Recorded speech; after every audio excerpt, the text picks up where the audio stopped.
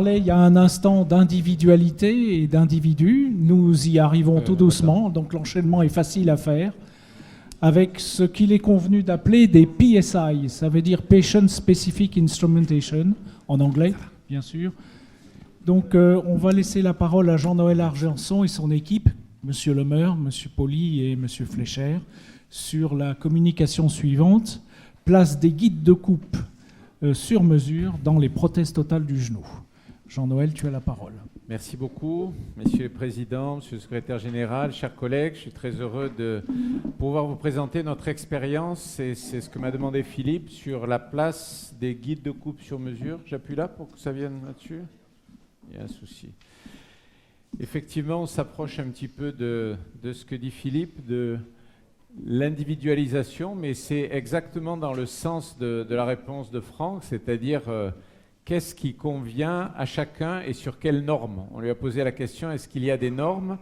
Et toute la question est là, est-ce qu'on peut appliquer la même norme à chaque individu? En d'autres termes, est-ce que finalement c'est intéressant d'avoir une solution individuelle pour chacun si avant on n'est pas capable de définir quelle est la bonne norme pour chacun? Est-ce que la norme générale est valable pour chacun d'entre nous?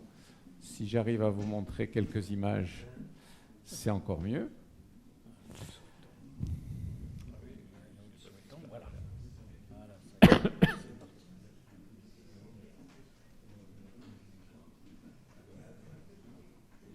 C'est pas les histoires de F. Là vous l'avez. D'accord. Ça va aller bien. Parfait. Merci beaucoup. Alors, ce dont je vais vous parler, ça pourrait résumer à cette diapositive. Quand on met en place une prothèse du genou, on a l'habitude d'avoir un petit peu cette sorte de quincaillerie que vous voyez sur votre gauche, avec des ancillaires, de manière à, comme l'indique l'orthopédie, remettre les gens droits. Et la technologie des Patient Specific Instrumentation, au guide de coupe sur mesure, c'est ce que nous avons tous sur nos smartphones. Et est-ce qu'on va pouvoir utiliser l'un pour l'autre? Alors, je vous propose d'aborder ces 4 points. Pourquoi utiliser ces guides de coupe sur mesure? En pratique, comment ça marche? Est-ce vraiment utile ou est-ce utile? Et est-ce qu'il y a d'autres types de prothèses du genou dans lesquelles ces guides de coupe sur mesure pourraient être utiles? Alors, pourquoi utiliser ces guides de coupe sur mesure? Et pardonnez-moi si de temps en temps vous voyez passer ce mot PSI qui est passé dans le langage courant. On essaie d'obtenir et de viser une cible. Notre président de séance, Philippe Merloz, est l'un de nos experts au sein de la Sofcode sur la chirurgie assistée par ordinateur. On a travaillé là-dessus dans le service, en particulier aussi sur on s'est servi de l'analyse de marche pour voir si la chirurgie assistée par ordinateur nous apportait quelque chose. Et on a montré qu'on arrivait, et c'est la même chose au niveau du genou, la navigation au niveau du genou, que dans un certain nombre de cas, on arrivait surtout à diminuer le nombre de ce que nos collègues américains appellent les outliers, c'est-à-dire les excès de positionnement dans un sens ou dans l'autre. Tout le problème, ce que je vous disais en introduction, c'est qu'il faut donner à l'ordinateur des informations. L'ordinateur va se baser sur ces informations pour pouvoir vous les rendre pendant l'intervention, et c'est la base de la chirurgie assistée par ordinateur. Bien entendu, plusieurs études ont montré que le but de la chirurgie assistée par ordinateur, c'était de restaurer ce fameux axe mécanique pour la mise en place optimale d'une prothèse du genou. Alors, j'ai demandé à un de mes élèves, Sébastien Parat, d'aller passer un an à la Mayo Clinic à Rochester, et il a, pendant cette année-là, analysé plus de 1500 télémétries de prothèses du genou implantées par l'un des chirurgiens, Jim Rand, à 10 ans de recul, pour voir si cette hypothèse, finalement, était vérifiée. Il se trouve qu'il n'a pas pu vérifier complètement cette hypothèse, dans la mesure où cet axe mécanique, finalement restauré comme un dogme, n'était pas obligatoirement la source à long terme d'un bon résultat. Vous voyez une évolution entre 1990 et 2003 sur un axe qui était parfaitement restauré, la deuxième image en partant de votre gauche, et qui, au bout du fil du temps, a fini par s'user et partir en varus. A contrario, un membre qui avait été laissé légèrement en varus, vous voyez, quelques 20 ans après, est resté, 10 ans après, pardon, est resté identique. Alors pourquoi ? Eh bien, c'est justement là qu'était l'introduction. Est-ce qu'il y a une norme et est-ce qu'il y a un axe qui est valable pour tout le monde ? Les principes de l'arthroplastie du genou, c'est de restaurer une articulation mobile, stable, avec un alignement du membre et une fixation optimale des implants. Et on essaie de faire le meilleur compromis entre le fait de diminuer la contrainte pour préserver la fixation et essayer le moins possible d'utiliser des tiges intramédulaires. La plupart du temps, on raisonne en 2 dimensions, avec la télémétrie, avec la cliché de face et le cliché de profil. On a essayé d'introduire la 3e dimension, c'est-à-dire la rotation, puisque c'est un élément qui va être important pour la stabilité du genou, et en particulier ce qui se passe en avant au niveau de la stabilité rotulienne. Et là aussi, on s'est aidé des différentes analyses de marche, et de voir un petit peu, on a travaillé avec cette université du Tennessee, voir ce qui pouvait se passer sur les analyses en rotation. Alors, quelle solution nous avons en 2013 ? C'est d'utiliser ce qu'on appelle ces outils intelligents ou smart tools, donc soit la navigation dont on vient de parler, soit la robotique, c'est-à-dire que l'ordinateur donne des informations au robot qui nous permet de sculpter l'os pour pouvoir implanter la prothèse, soit ce dont je vais vous parler, ces guides dits sur mesure. Alors comment ça marche ? En pratique, après notre analyse clinique et après avoir posé l'indication, on fait passer au patient, la plupart du temps c'est une IRM à l'heure actuelle, qui va générer un modèle et, pour chaque patient. Et cette technologie 3D est donc incorporée à la planification de l'acte opératoire.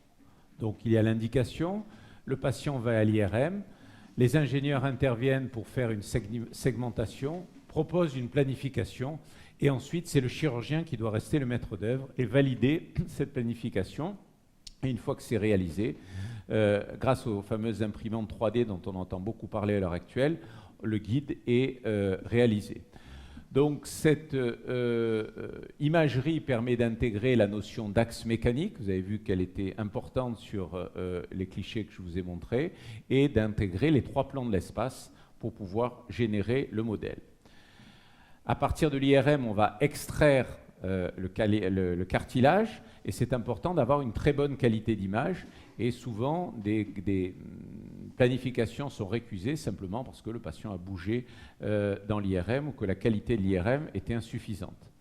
Donc c'est important d'avoir un protocole spécifique, les images sont ensuite chargées selon ce protocole, et c'est à partir de là que l'ingénieur va commencer à travailler.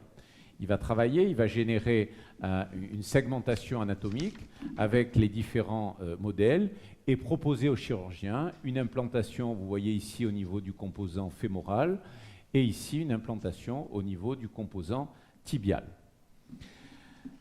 Bien entendu, on ne se passe pas de l'analyse radiographique de base qui nous est importante pour notre indication, mais aussi pour ce dont on a l'habitude pour restaurer les axes et poser également notre indication.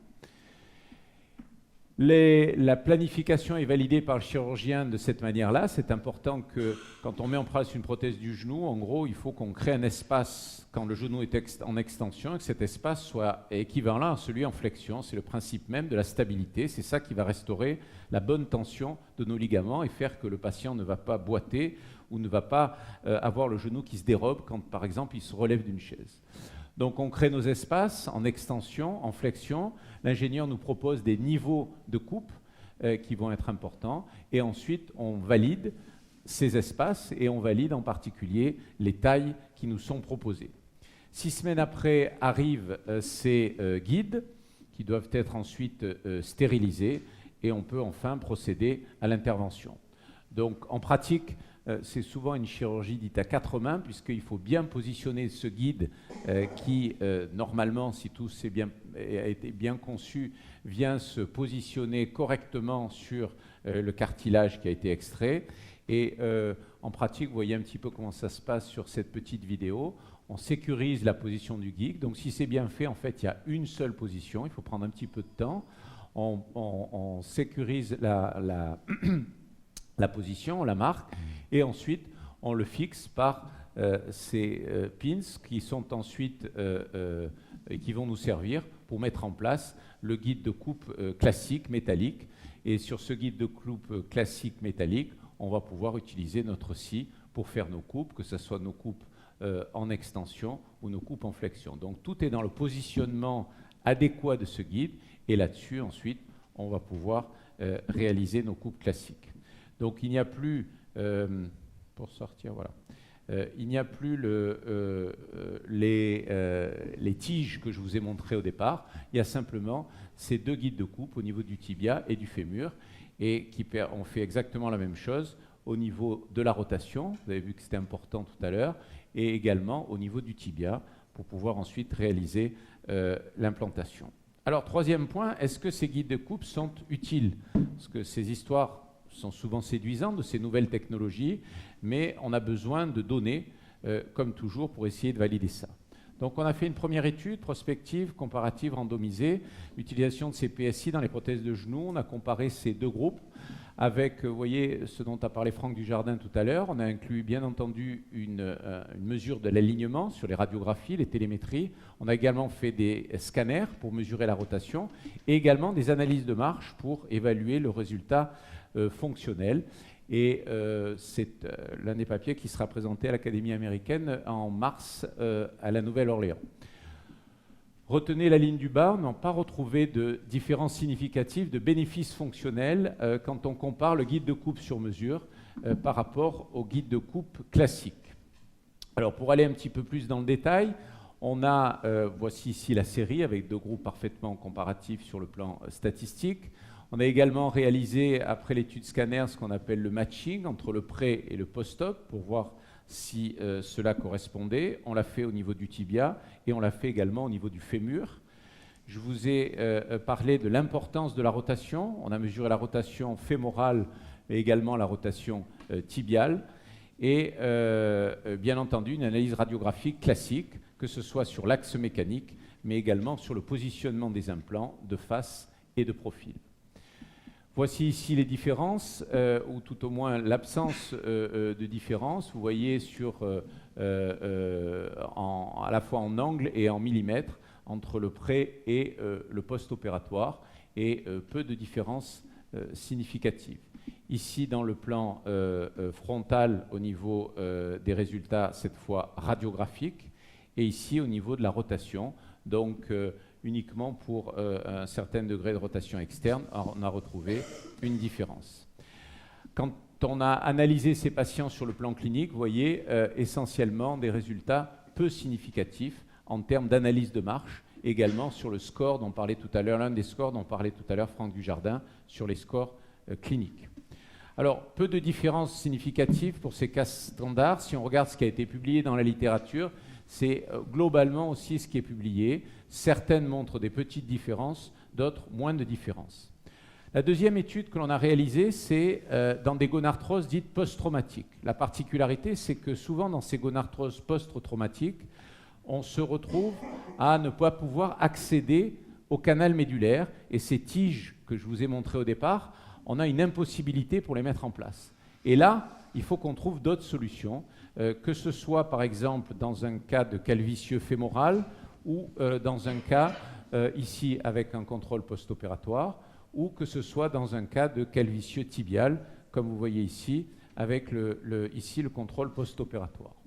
Donc, en discussion sur cette série, je dirais que les guides de coupe sur mesure constituent probablement une solution intéressante pour ces cas complexes, parce qu'on a des difficultés pour utiliser nos ancillaires classiques, que bien entendu, il s'agit d'un travail d'équipe dans lequel l'ingénieur est intégré. La question, est-ce qu'il faut que ça soit basé sur l'IRM comme actuellement ou plus sur le scanner? Et bien entendu, c'est une technologie qui a un coût. et il faut discuter, savoir si ce coût est justifié. Je terminerai par cette dernière étude qu'on a réalisée sur les guides de coupe sur mesure dans les prothèses unicompartimentales, puisque quand l'un des compartiments est atteint, on peut n'en remplacer qu'un seul. Et voilà ce qu'on a réalisé par rapport aux prothèses unicompartimentales qui posent le problème de leur positionnement en rotation. Pour faire rapide, on a étudié le plan frontal, sagittal et axial. C'est exactement le même principe du guide de coupe sur mesure, donc j'y reviendrai pas. Les deux groupes étaient comparables avec une planification tibiale. Ce qui est important, c'est le point de contact antérieur sur ces prothèses unicompartimentales, avec de la même manière la mise en place du guide tibial, du guide fémoral et le positionnement des pins et ensuite la réalisation des coupes classiques. On a retrouvé dans le plan frontal peu de différences sur le positionnement des implants. Dans le plan sagittal, là aussi, peu de différences. Par contre, une différence en rotation, ce qui est important en termes de qualité fonctionnelle. Donc probablement, il y a des forces dans cette étude, c'est le contrôle post-opératoire, mais là aussi, les limites, c'est l'intérêt de la technique par rapport au coût. Donc en conclusion, ce sera ma dernière diapositive. J'insisterai sur l'importance de la planification, probablement l'intérêt de ces guides de coupe dans les cas dits complexes, en particulier dans les gonarthroses post-traumatiques. Et je reviens et je termine par la phrase avec laquelle j'ai commencé. C'est bien de viser une cible, mais encore faut-il avoir défini la cible. Et je pense que c'est la même chose pour la navigation et pour ces guides de coupe sur mesure. Je vous remercie de votre attention. Merci à Jean-Noël Argenson pour cette très belle communication. Avez-vous des questions sur ce sujet? Oui.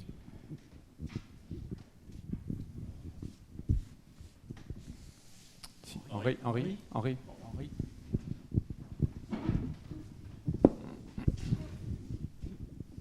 Oui, deux questions.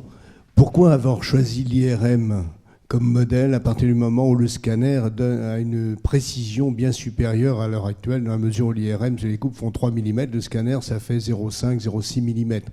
Donc c'est nettement plus précis. Et deuxième question, avez-vous intégré dans vos données la rotation du membre inférieur, c'est-à-dire la torsion du fémur, mais également la torsion du squelette jambier, et avez-vous adapté votre façon de poser la prothèse en fonction de cette torsion, ou avez-vous mis les prothèses de la même façon?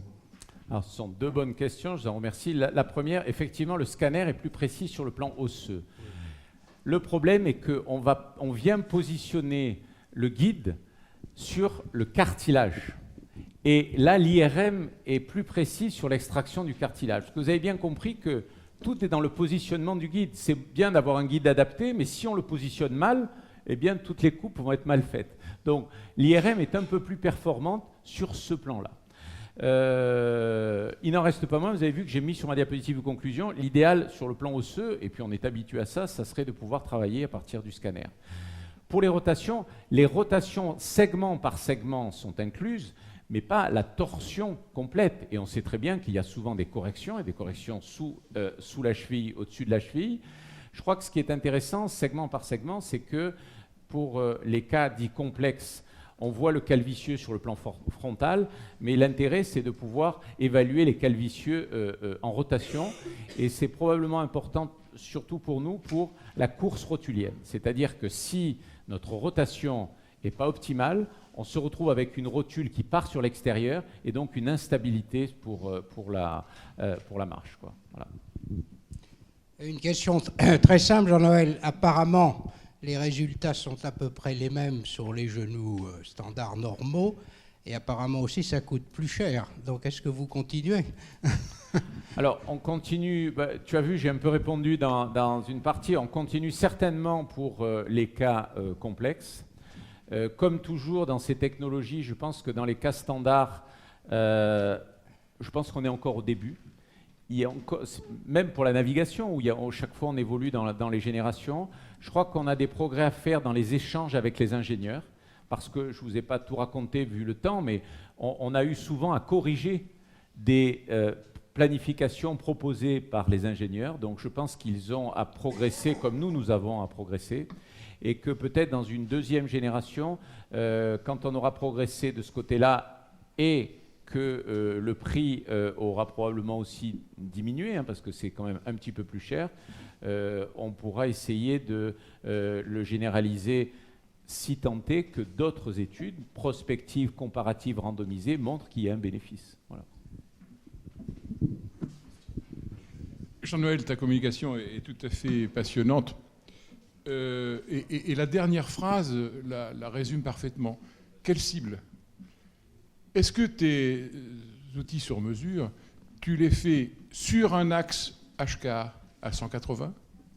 Auquel cas, tu vas rater un certain nombre de cibles où il faudrait certainement garder un petit peu de varus, notamment un petit peu de varus.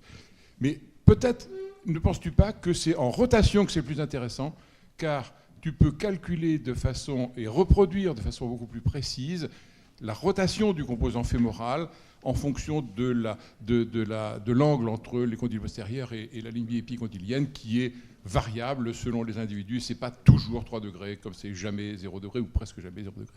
Qu'est-ce que tu en penses ? Oui, je pense que tu as tout à fait raison, Claude. C'est-à-dire que sur l'axe frontal, en fait, on ne sait pas ce qui va convenir à tel individu. Donc la vraie question, elle est là. Donc on ne sait pas quelle cible choisir.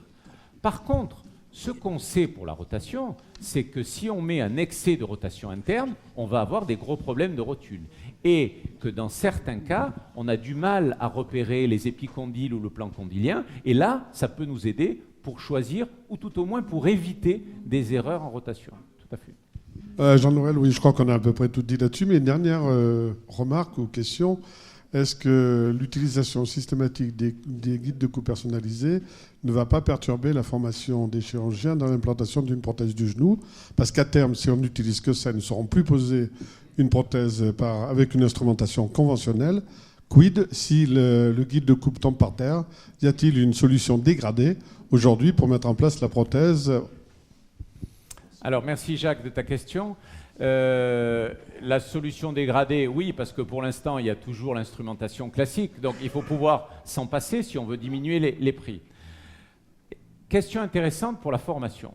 En juin, on a les prochaines journées du CNU et on a décidé, l'un des thèmes, c'est la simulation chirurgicale. La navigation et cette planification, si on va un peu plus loin, permettent aussi et on l'a dans plusieurs spécialités, permettent aussi dans un certain nombre de cas de simuler le geste opératoire. Donc il faut que le chirurgien, comme tu l'as fort justement dit, maîtrise parfaitement la technique classique, mais j'ai bon espoir grâce à ces technologies, on puisse aller plus loin dans la planification, mais aussi dans la simulation de l'acte opératoire, pour que le chirurgien comprenne quelle va être la conséquence de positionner son guide en telle rotation ou d'avoir sa coupe un peu plus ou un peu moins en varus. Donc, oui et non. J'attends beaucoup de cette nouvelle technologie, également pour l'aspect formation. Et en tant que président du CNU, je ne peux que m'en réjouir, bien entendu. Merci. Encore une question, Jean Dubousset. Je suis toujours impressionné par ces études du genou qui prennent en compte des axes, mais qui ne prennent pas du tout en compte la valeur de la compensation possible qui survient sur la hanche en haut et sur le bassin qui tourne et sur la cheville en bas et qui tourne aussi. De sorte que ça me paraîtra un jour parfaitement bien lorsqu'on pourra explorer ça sur chaque individu qui est variable et différent d'un individu à l'autre.